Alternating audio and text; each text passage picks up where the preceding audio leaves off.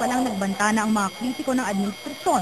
Magsasampa raw sila ng motion for reconsideration para baguhin ng Korte Suprema ang desisyon nitong nagbibigay ng karapatan kay Pangulong Arroyo na mag-appoint ng papalit sa magre-retirong Chief Justice na si Reynato Puno. Pero kung ang constitutionalist na si Father Joaquin Bernas ang tatanungin, malabong magbago pa ang desisyon. Masyado raw kasing yamado ang bilang ng mga maestradong pabor na si Arroyo ang pumili ng bagong Supreme Court Chief Justice. I think it will be very dim, the reversal, because, it's not easy to reverse a 9-1 decision.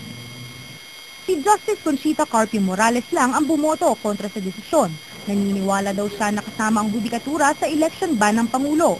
Kalokohan rin daw para kay Carpio Morales ang dahilan na hindi magagampanan ng Korte Suprema ang kanilang trabaho dahil lamang walang punong maestrado. Isang pananaw na pinaniniwalaan rin ni Berna.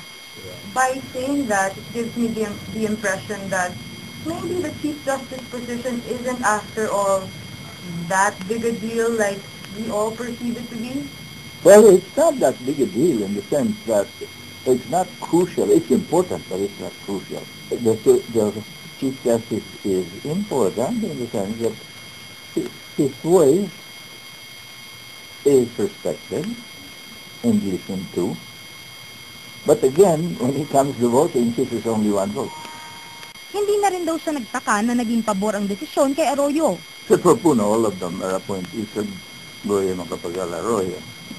Sabi naman ng Korte Suprema, magdedepende pa rin ang pagbaliktad ng desisyon sa magiging basehan ng motion for reconsideration.